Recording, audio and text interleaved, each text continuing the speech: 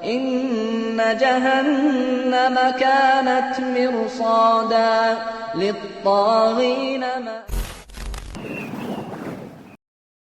Orang di antara kaum muslimin tidak menganggap bahwasanya mengingatkan orang dari kesalahan, kemungkaran, yaitu pelanggaran agama, bukan tanggung jawab dia atau bukan dosa bagi dia. Sehingga pada saat ada orang yang tidak sholat, dilihat depan matanya, ada orang yang berbuat zina, ada orang yang berbuat apa saja kemungkaran, dia menganggap itu adalah bukan urusan dia. Begitu pula pada saat seseorang melihat orang lain tidak mengerjakan kebaikan dan dia tahu itu adalah kebaikan, perintah dari Allah, apalagi kalau sifatnya wajib. Jadi terkadang ada kemungkaran itu yang sifatnya sendirian dia. Misal ada seseorang memberikan informasi kepada kita, kalau si fulan ini nggak sholat misalnya, lalu kita pergi meluruskan kesalahan dia, itu berarti cuma ingkar mungkar.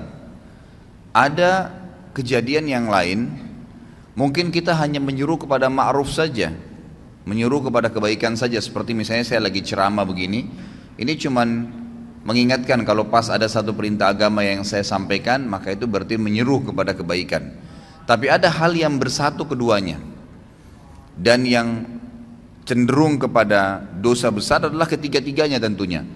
Yang bersatu misal ada orang yang tidak sholat, maka kita pungkirin, kenapa nggak sholat akhi, kenapa nggak sholat ukhti, itu namanya ingkar mungkar. Lalu kemudian kita ikutkan dengan perintah ma'ruf. Misal kita mengatakan sholat itu kan wajib, Allah yang wajibkan, berarti itu menyeru kepada kebaikan. Ini gabungan antara keduanya, gabungan antara keduanya. Jadi semua ketiga contoh tadi itu masuk dalam kriteria dosa besar yang kalau orang tidak melakukannya. Yang lebih fokus lagi kata ulama adalah masalah yang ketiga, yang digabungkan, Saya rincikan dulu. Kalau yang mungkar saja tadi, misal saya dilaporkan oleh seseorang, si fulan nggak sholat, si fulan niat mau berzina, si fulan niat mau kerja di tempat riba, tolong Ustadz nasihatin. Saya lalu datang dan menasehatinya. Ini ingkar mungkar saja, ingkar mungkar saja. Nah ini kalau diminta kepada saya untuk meluruskannya, maka wajib saya harus bisa meluruskan. Kalau saya tidak luruskan, saya dosa besar, karena saya membiarkan orang terjerumus dalam perbuatan dosa besar itu. Tapi kalau yang sedang dia lakukan dosa kecil dan saya tidak luruskan, saya tidak ingatkan, berarti saya termasuk melakukan dosa kecil. Kalau menyeru kepada kebaikan, misal kayak ceramah seperti ini, maka ini lebih cenderung kepada hukumnya sunnah, kecuali memang ada satu kasus terjadi. Seperti contoh besok Natal misalnya, lalu saya tahu ada kaum muslimin yang melakukan perbuatan ikut-ikutan, lalu saya tidak luruskan, saya tahu itu, saya tidak coba menyampaikan yang ma'ruf, gitu kan. Maka berarti perintah agama memerintahkan agar kita merayakan Idul Fitri Idul Adha dan tidak ada hari raya yang lain, mengingatkan kepada ma'ruf. Saya tidak ingatkan, maka saya berdosa besar. Tapi kalau umum saja penyampaian ceramah itu hukumnya sunnah saja kalau dia sampaikan secara umum, gitu kan. Kemudian ada yang gabungan antara ingkar mungkar dan ambil ma'ruf tadi. Seseorang yang sedang tidak sholat di hadapan kita, lalu kita ingatkan, luruskan, lalu sekaligus kita sebutkan fadilah daripada ibadah itu, berarti menggabungkan keduanya. Lebih cenderung Imam Az-Zahabi mengatakan semua masuk dalam kriteria dosa, tapi ada rincian tadi. Cuman kalau digabungkan keduanya, ini sudah jelas dosa besar, mutlak, tidak ada lagi pendapat lain. Misal ada orang depan mata kita jelas-jelas berbuat kesalahan pelanggaran agama, ya, maka di sini wajib bagi kita untuk memungkirinya. Kalau tidak, dan sekaligus menggabungkan dengan ma'ruf, ya, diingatkan. Jadi jangan sampai teman-teman cuma bilang orang lagi berzina, jangan kamu zina, haram dalam agama. Itu nggak cukup. Itu cuma ingkar mungkar. Harus digabungkan. Apa alasannya? Apa solusinya buat dia? Karena zina itu perbuatan yang fahisyah, perbuatan yang buruk. Bayangkan kalau nanti perempuan yang kamu zinain ini hamil, bagaimana nanti citra nama kamu di keluargamu, di masyarakat, Bagaimana nanti kalau dia hamil kamu menghadapinya? Menggugurkan juga adalah dosa haram yang lain. Kalau kamu punya anak, anaknya haram. Jadi kita berikan ma'ruf, ya. Berikan selain ingkar mungkar, melarang dia, kita sampaikan juga kebaikan-kebaikan. Ada orang tidak sholat, tanya, kenapa akhi nggak sholat, gitu kan? Itu sudah ingkar mungkar ya. Kenapa nggak sholat? Lalu kita masuk kepada ma'ruf. Sholat itu kan perintah agama. Allah Subhanahu Wa Taala yang wajibkan. Pahalanya begini, begitu, begini dan seterusnya. Maka ini penggabungan antara amar ma'ruf dan nahi mungkar. Kalau ada orang yang mengalami keadaan tadi, dia melihat depan matanya kemungkaran dan dia tidak pungkirin, dia termasuk orang yang melakukan dosa besar. Dan yang lebih berbahaya lagi, selama dia tidak meluruskan kesalahan orang itu dan dia sudah sempat melihatnya, dia tidak memungkirinya sama sekali ya. Sebagaimana nanti akan kita jelaskan, ada 3 tahapan: mengingkari dengan tangan, mengingkari dengan lisan, atau mengingkari dengan hati. Sama sekali tidak dilakukan, maka bisa menjadi dosa yang terus menerus dia dicatatkan padanya, karena dia membiarkan. Jadi ada orang ini, jelas dia tahu adiknya ini misalnya minum khamr, dia nggak ingat-ingatin, dibiarin aja terus. Dia tetap sholat, tetap hadir majelis ilmu, tapi adiknya nggak pernah diingatin sama dia, nggak pernah dipungkiri bungkar, nggak pernah juga dikasih ma'ruf, disuruh ganti dengan minuman-minuman yang baik. Allah halalkan susu lebih sehat, Allah halalkan sirup, Allah halalkan madu dan seterusnya. Kita amar ma'ruf. Kalau tidak, selama dia lihat kemungkaran tersebut dan sampai adiknya belum berubah, dia dapat dosa terus. Karena dia juga termasuk terlibat di situ, punya andil, dia seakan-akan membiarkan. Ringannya dalam agama kita, saudaraku, karena dalam agama ini ingkar mungkar yang tadi sifatnya bisa menjadi dosa besar itu akan hilang spontan pada saat kita mengingkari walaupun cuma sekali. Jadi ingkar mungkar itu dan amar ma'ruf, melarang dari perbuatan dosa dan menyuruh kepada kebaikan, itu yang wajibnya hanya yang pertama. Misal ada orang tidak sholat nih, teman kantor, lalu kita nasihatin, kenapa nggak sholat akhi, kan itu dosa. Sholat itu kan, lalu itu ingkar mungkar. Kita masuk kepada ma'rufnya, sholat itu kan pahalanya sangat besar, satu-satunya ibadah yang diperintahkan oleh Allah Subhanahu Wa Taala kepada Nabi-Nya Muhammad SAW yang diterima di langit adalah sholat. Ibadah-ibadah yang lain, jihad, apa saja ya, termasuk ayat-ayat Al-Quran itu turun dari langit ke bumi. Perintah puasa, perintah zakat, kecuali sholat di langit. Lalu ada hadis-hadis Nabi SAW, bagaimana kalau di depan rumah seseorang, di antara kalian ada sebuah danau, sebuah sungai yang luas dan airnya mengalir dengan deras, lalu kemudian dia mandi sehari 5 kali, apakah tertinggal sedikit pun dari kotorannya?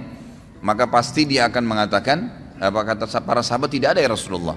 Kata Nabi SAW, itu perumpamaan 5 waktu sholat. Seseorang di antara kalian membersihkan 5 kali sehari dosanya.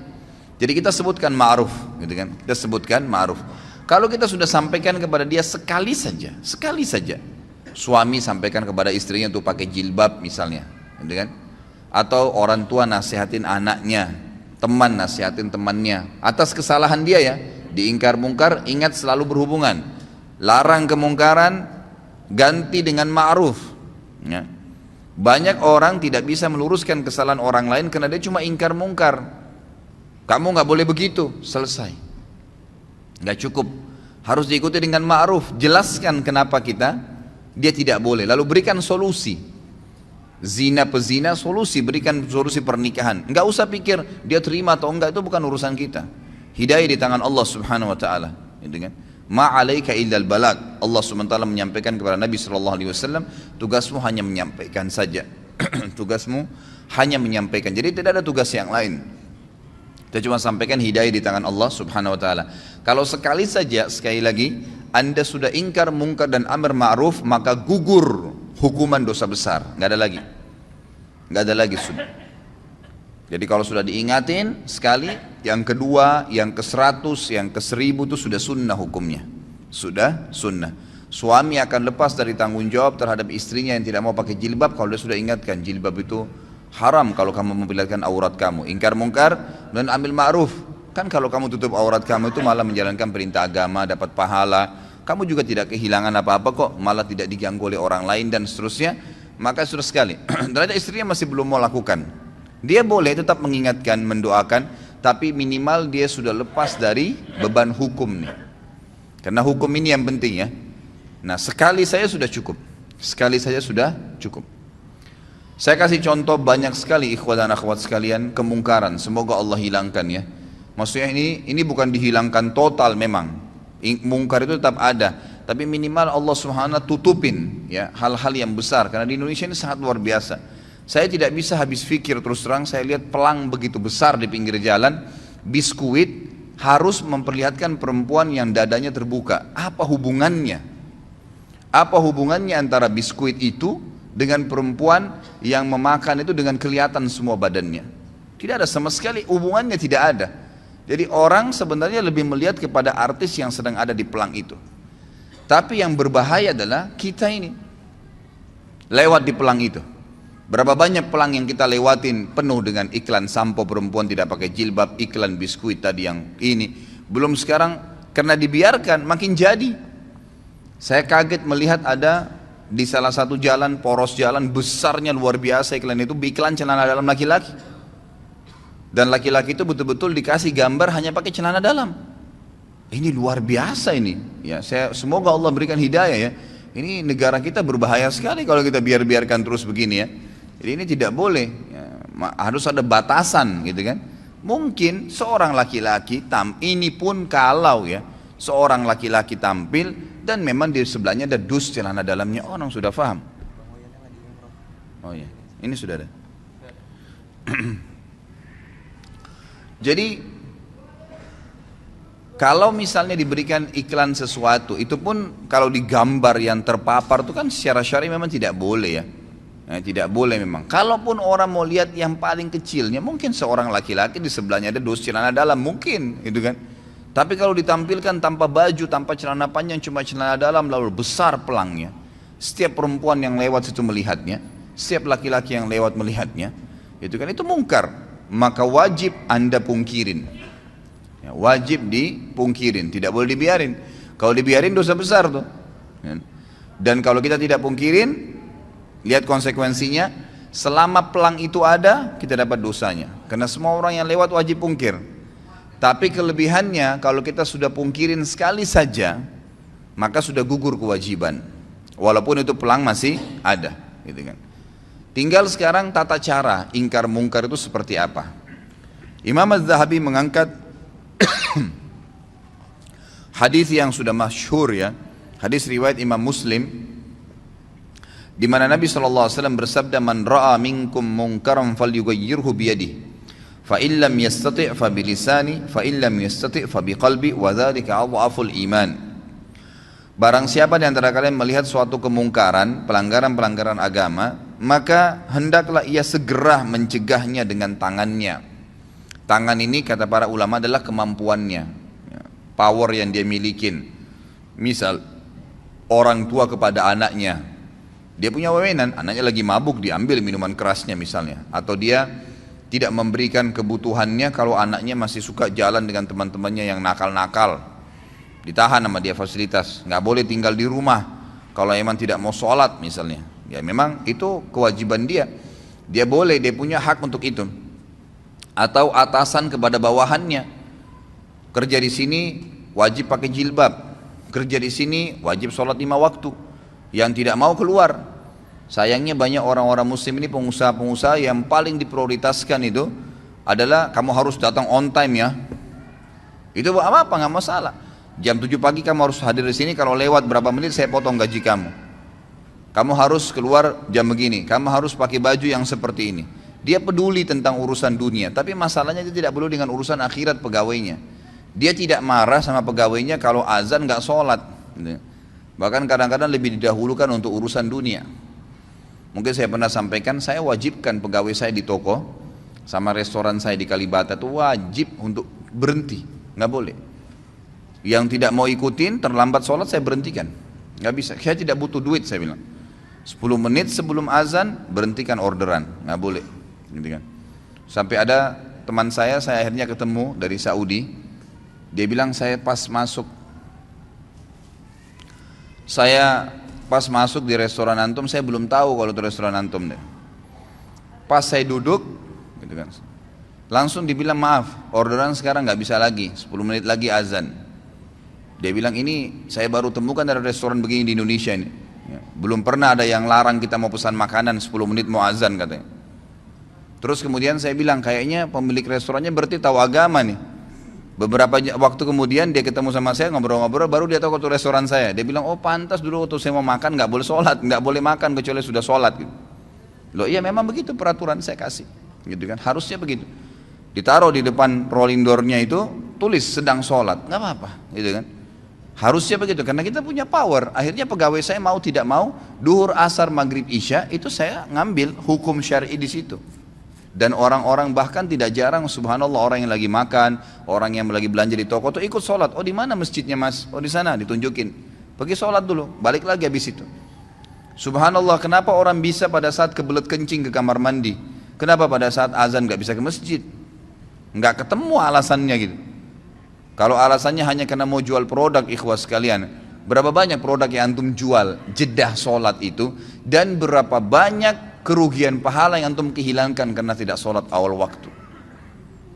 Orang kalau meninggal, ikhwas sekalian, ini antum camkan baik-baik kata-katanya. Kalau kita meninggal, tidak ada keinginan sedikit pun untuk kembali ke mobil mewah kita. Tidak ada keinginan sedikit pun untuk kembali kepada istri yang cantik atau suami yang gagah. Tidak ada keinginan lagi untuk kembali melihat anak-anak. Nggak ada keinginan lagi untuk menikmatin ranjang yang mewah. Nggak ada keinginan lagi menikmatin rumah yang bagus. Nggak ada lagi. Semua orang yang meninggal, apa kata Allah SWT? Ya, orang-orang itu akan mengatakan, Rabbirji'un, ya Allah kembalikan saya, la'alli a'malu salihan fima tarakt.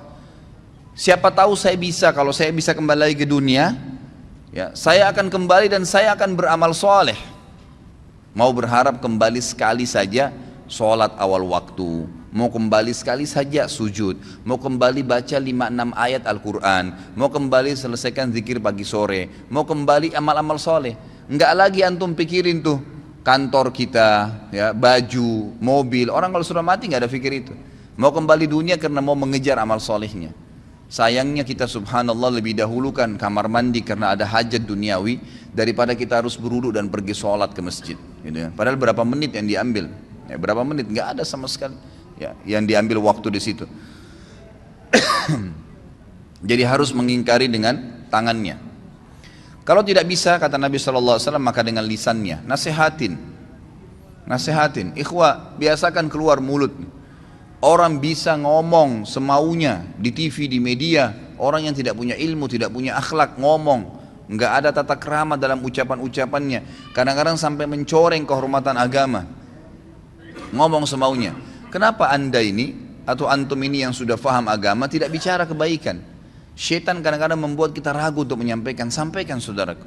Saf miring, maaf, miring pak, safnya luruskan. Selesai, kalimat. Nggak ada orang tiba-tiba tonjok kita gara-gara ngomong gitu. Orang tidak normal itu.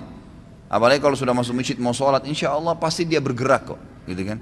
Kalau dia sudah ingatkan sekali, tetap aja nggak mau, dia seakan-akan tidak mau dengar, sudah. Tapi kita sudah lepas dari tanggung jawab hari kiamat, harus itu ya. Dalam sebuah hadis yang sahih riwayat Imam Ahmad, kata Nabi SAW, siapa yang lihat kemungkaran pada seseorang dan dia tidak memungkirinya secara sengaja nih, betul-betul dia tahu di depan matanya. Jadi bukan misal ada orang berbuat mungkar di layar TV, kita nggak mungkin pungkirin kan. Maksudnya tidak mungkin pungkirin dengan tangan ya, bisa dengan hati mendoakan. Tapi di sini kalau ada orang yang lihat depan matanya, dia tidak pungkirin dengan tangannya, dia tidak pungkiri dengan lisannya, maka ini berbahaya sekali. Selama itu ada maka akan menjadi dosa, selama dilakukan akan menjadi dosa buat dia. Tapi dia kalau pungkirin sekali lepas dari beban hukum. Tapi hadis ini sangat tegas nih. Siapa yang lihat kemungkaran pada diri seseorang lalu dia tidak pungkirin dengan tangannya kah, dengan lisannya kah, atau nanti saya jelaskan dengan hati yang selemah-lemah iman di situ, maka orang yang berbuat mungkar itu akan datang hari kiamat di depannya Allah, lalu mencekik leher orang yang melihatnya berbuat mungkar dan berkata, ya Allah, orang ini lihat saya buat mungkar dan dia tidak ingatkan, maka hukumlah dia. Bayangin tuh. Jadi kita nggak boleh masuk surga sendirian. Ingatkan orang saudaraku. Lisan itu ucapkan kalimat yang baik. Kata Allah SWT dalam Al-Quran, wa mathalu kalimatin tayyibatin kasyajaratin tayyibatin asluha thabitun wa far'uha fis sama. Perumpamaan kalimat yang baik tuh, nasihat, zikir, ayat Al-Quran, seperti sebuah pohon yang ditancap di dalam bumi lalu tumbuh dengan sangat kuat dan kokoh sampai menjulang ke langit, gitu kan. Jadi tu'ti ukulaha kulla hinin bi'idni rabbiha. Selalu saja pohon itu bermanfaat.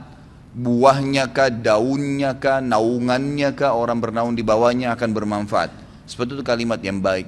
Ucapkan, sampaikan, gitu kan, selalu. Kemudian yang ketiga adalah mengingkari dengan hati. Dan ini selemah-lemah iman. Dan kata para ulama, Imam Az-Zahabi memasukkan ingkar mungkar ini dalam dosa besar karena adanya sabda Nabi SAW di akhir hadis ini, وَذَلِكَ أَضْعَفُ الْإِيمَانِ. Dan itu selemah-lemah iman, artinya tidak ada lagi hitungan iman setelah itu. Jadi ada ancaman tapi seperti tidak kelihatan secara tulisan, gitu kan. Ingkar mungkar dengan hati, lewat di pelang, ya Allah mudah-mudahan saja engkau hilangkan ini, ya Allah saya tidak senangin ini, ya Allah berikan atasan saya hidayah, ya Allah berikan hidayah orang tua saya. Tapi itu selemah-lemah iman, cuman itu ingkar mungkar juga termasuk. Kalau sudah sekali saya dalam hatinya mengatakan, ya Allah tolonglah berikan hidayah, ya Allah ginilah, sudah selesai. Dia sudah lepas dari hukuman dosa besar ini. Yang penting ingkar mungkar dulu. Dan ingat selalu ikutkan dengan ma'ruf, ya. Jadi misal, ya Allah buatlah dia berhenti untuk tidak sholat dan mudahkanlah dia untuk mengerjakan sholat itu. Karena kadang-kadang doa kita Allah berikan seperti yang kita minta, ya. Ya Allah buatlah istri saya pakai jilbab misalnya. Lalu berhenti sampai di situ. Ya sudah dia pakai jilbab, tapi pakai jilbabnya kita belum tahu bagaimana. Tapi ya Allah berikanlah dia hidayah supaya dia tinggalkan dosa kelihatan auratnya ini, lalu berikanlah dia hijab dan buat dia istiqamah di hijab itu. Berikan dia hijab yang syar'i yang betul-betul dia sadari itu adalah sebuah kebaikan. Lengkap doanya minta kepada Allah SWT. Maka itu sangat baik, ya itu sangat baik. Jadi ingkar mungkar dalam hati pun harus, ya, harus. Dan juga dari sisi lain kata para ulama, hikmah, tentu ini sangat peka ya. Hikmah yang sangat besar daripada ingkar mungkar amar ma'ruf adalah bagaimana supaya ma'ruf itu, perbuatan-perbuatan baik selalu meninggi karena banyak orang yang kerjakan, dan mungkar nanti akan teredam. Karena setiap orang diantara kita, kalau dia jalan dari masjid ini misalnya pulang ke rumahnya sebentar, pasti dari masjid ini ke rumahnya itu akan banyak sekali kemungkaran. Bayangkan kalau seseorang di antara kita, anggaplah kita yang hadir sini misalnya 200 orang. 200 orang ini kalau pulang menuju ke rumahnya misalnya. Nah, itu. Kira-kira pada saat dia pulang menuju ke rumahnya, dia lihat 10 kemungkaran dan dia pungkirin 10 kemungkaran. Berarti kita punya 2000 kemungkaran yang kita luruskan. Gitu kan? Contohnya saja. Walaupun dengan hatinya. Berdoa kepada Allah SWT. Kalau dia bisa dengan lisannya, baiklah, alhamdulillah, gitu kan, dan seterusnya. Jadi ini bab yang harus kita, dan ini kesempatan pahala. Pahala yang paling banyak kata para ulama yang bisa didapatkan oleh seseorang dari amar ma'ruf nahi mungkar, itu yang paling banyak. Karena banyaknya kemungkaran di jalanan, kan gitu. Ada orang perempuan yang lewat tidak pakai jilbab, berapa banyak tidak pakai jilbab. Kita tidak harus melihat, tapi mengatakan, ya Allah berikanlah hidayah kepada semua orang-orang yang perempuan yang tidak pakai jilbab ini, dan siapapun yang seperti dia seluruh dunia. Berapa banyak pahala yang kita bisa dapatkan. Jadi ini hal mendasar yang harus difahami dalam masalah ingkar mungkar. Ini Imam Az-Zahabi masukkan dalam kategori dosa besar yang ke-78. Kemudian beliau mengangkat juga hadis yang lain. Ini diriwayatkan oleh Imam Muslim juga dalam Kitabul Iman, hampir sama dengan tadi yang pertama, atau sama dalam Kitabul Iman cuma beda nomor hadis. Dalam hadis yang milik Imam Muslim kata beliau tentang kezaliman, bunyinya ada awal hadisnya, tapi ini beliau angkat cuma pertengahan hadisnya. Faman jahadahum biyadihi fahuwa mu'min, wa man jahadahum bilisanihi fahuwa mu'min, wa man jahadahum biqalbihi fahuwa mu'min. Laisa wara'a dzalika minal imani habbatu khardal. Siapa yang melihat kemungkaran lalu dia melawan, meluruskan kemungkaran itu, siapa yang meluruskan kemungkaran itu dengan tangannya, maka dia adalah seorang mukmin. Siapa yang meluruskan kesalahan dengan lisannya, maka dia juga orang mukmin. Dan siapa yang meluruskan kesalahan dan kezaliman, kemungkaran dengan lisannya, maka dia juga mukmin. Dan tidak ada iman setelah itu sekalipun atau sebesar biji sawi pun. Artinya tidak dianggap orang beriman kalau tidak mau ingkar mungkar. Ada hadis yang agung riwayat Bukhari di mana Nabi SAW bersabda, suatu hari pernah Jibril diutus oleh Allah untuk menghancurkan satu negeri. Pada saat Jibril tiba di negeri itu, Jibril berkata, ya Allah, kata Allah, ini hancurin negeri itu. Kata Jibril AS, ya Allah, di negeri itu ada hambamu fulan, orang saleh. Ada hambamu fulan, orang saleh. Kata Allah SWT, mulai dari orang itu. Azab yang akan saya turunkan ini mulai pada orang itu. Karena dia tidak pernah menyeru kepada kebaikan dan melarang kemungkaran. Ini banyak orang ini, cirinya di Indonesia banyak sekali. Dia azan ke masjid, tapi nggak pernah mau tahu tetangganya sholat kah, orang yang dilewatin kah, padahal cuma tinggal ucapin. Saya kadang-kadang kalau lewat di masjid dekat rumah saya, lagi duhur, banyak penjual-penjual ya kaki lima atau orang yang mampir, mereka istirahat di teras masjid, tapi nggak sholat. Nggak sholat, subhanallah ya, semoga Allah berikan hidayah. Saya lewat cuma mengatakan, Pak, Mas sholat Pak, padahal sudah dengar azan tuh kan, mereka tetap duduk aja. Kita coba ingatkan, Pak, Mas sholat. Kan? Kadang-kadang pernah ada ibu-ibu juga situ jual gado-gado, Bu, duhur Bu, sholat. Hanya itu saja. Tidak pernah tuh ada yang ngomong kasar sama saya. Yang ada cuma, oh iya terima kasih Pak, cuman gitu saja. Tapi saya sudah dapat pahalanya, saya juga sudah lepas dari dosa besar. Dan lepas daripada ancaman tadi, orang yang berbuat kemungkaran yang tidak dipungkirin akan mencekik leher orang yang melihatnya kalau tidak mengingatkan pada hari kiamat, nuntut sama Allah di mahkamah Allah agar orang ini dihukum. Ya, orang yang dia berbuat kemungkaran ya. Makanya di sini harus kita biasakan diri kita, ikhwas sekalian. Yakinlah bahwasanya agama ini adalah agama yang lurus, agama yang benar, agama yang paling diterima di sisi Allah Subhanahu wa taala. Maka kita harus bangga dalam menjalankan agama ini. Banyak orang tidak mau amar ma'ruf nahi mungkar, tidak mau menyuruh kepada kebaikan-kebaikan agama yang tidak mau melarang dari kemungkaran. Itu karena alasan mungkin dia masih belum yakin tentang kebenaran agama. Kalau dia yakin, kenapa harus ragu? Kenapa harus ragu? Akhwat kita di belakang sana, kenapa ragu? Ukhti pada saat ketemu dengan seorang muslimah tidak pakai jilbab, tanya dia, kenapa enggak beli buku? Buku sering saya bawain, buku-buku ada dulu, saudariku apa yang menghalangi untuk berhijab, harganya mungkin cuma 10 ribu, 12 ribu rupiah. Beli 10 biji, 100 biji, sedekahkan, setiap ketemu orang, bagi, gitu kan, kasih. Itu nanti yang kita harapkan dan kita bersyukur pada Allah pada saat meninggal, berharap bisa mengulangin perbuatan-perbuatan itu. Karena sudah tidak bisa lagi menambah amal pada saat meninggal. Ya tentu kalau laki-laki masih ada pembatas dengan wanita kalau dia mau ngomong dalam syar'i ya. Tapi kalau akhwat kita, berapa banyak kesempatan untuk antunna, untuk kalian maksudnya ya. Kalau laki-laki biasanya dikatakan antum, ya. Kalau perempuan antunna, untuk antunna lakukan, ya. Banyak sekali. Menyuruh perempuan-perempuan itu pakai jilbab, lagi belanja pakaian di pasar tidak pakai jilbab. Bu, assalamualaikum, salam, muslimah iya. Bu, kau nggak pakai hijab Bu? Ya, mungkin dengan sambil bercanda, ibu kalau pakai hijab cantik juga kok, misal, gitu kan? Itu kan perintah agama. Sambil ngobrol, sambil bayar. Siapa tahu Allah berikan hidayah. Bayangkan kalau semenjak itu kemudian dia pakai jilbab, misal, dia pakai jilbab. Selama dia pakai jilbab sampai dia meninggal, Anda dapat pahalanya. Karena Anda penyebabnya. Gitu kan? Nabi SAW jelaskan kan, man dalla ala khairin kana lahu mithal ajri fa'ilihi min ghairi an yanqus min ajri fa'ilihi syai'a. Siapa yang menyuruh kepada kebaikan, maka dia akan dapat pahala pelaku kebaikan itu tanpa dikurangin sedikit pun dari pahala pelaku kebaikan itu.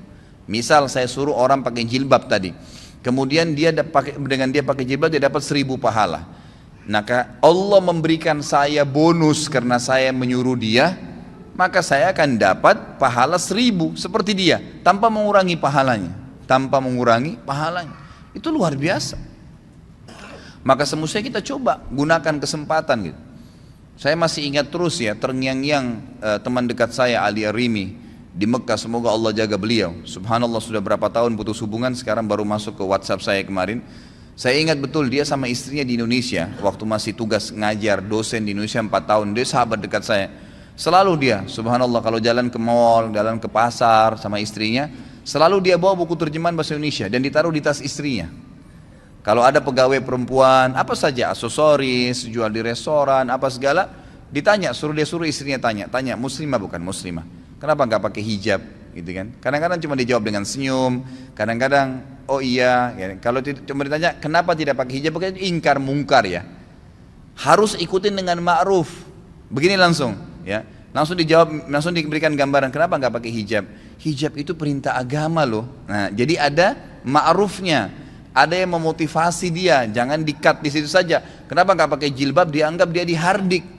Tapi kalau kita masuk ke amar ma'ruf, dia merasa dididik, gitu kan? Dengan cara apa? Kita mengatakan pakai hijab itu adalah perintah agama. Bayangkan kalau setiap orang melihat Anda, dan itu dari sini saya tempat kerja, pulang ke rumah, 10 orang yang dilewatin. Mungkin ada tukang becak, tukang gerobak, supir taksi, siapa sajalah orang yang lihat, setiap laki-laki lihat dapat dosa. Ngapain panen dosa itu untuk apa? Misal kita sampaikan, subhanallah, mungkin dia dapat pahala gitu kan. Saya pernah amalkan, saya akhirnya semenjak itu ya, semoga Allah berikan beliau pahala. Saya coba kemanapun saya pergi, saya coba bawa buku-buku. Kadang-kadang saya mampir di pinggir jalan penjual buah. Kalau ibu-ibu yang jual saya tanya, muslimah iya, kadang-kadang cuma pakai topi di kepalanya dianggap sudah hijab tuh. Coba kita ingatkan, bu, pakai jilbab itu dalam Islam wajib bu, itu kan diperintahkan oleh agama dan leher itu termasuk aurat gitu ya. Ada buku, ini ada buku mungkin ibu bisa baca. Ada penjual nasi padang di dekat rumah saya.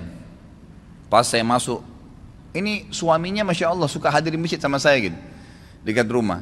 Begitu saya masuk ke rumah makannya ada lukisan wanita Bali besar, mungkin hampir setinggi dari lantai ke temboknya dia, mungkin 3 meteran lukisan itu. Begitu saya masuk, saya lihat ini orang Padang biasanya muslim gitu kan. Kemudian saya ngobrol sama suaminya, assalamualaikum pak, waalaikumsalam begini. Sudah berapa lama di sini? Saya bicara dulu secara umum karena lagi nunggu dibungkusin makanan gitu. Oh saya sudah 2 tahun di sini gini. Oh saya belum pernah lihat, ngobrol-ngobrol lah. Akhirnya sudah, saya bilang saya tinggal di sini, dekat sini, alamat sini dan seterusnya. Selesai, pada saat saya mau bayar, saya bilang bapak ibu saya punya masukan bisa nggak?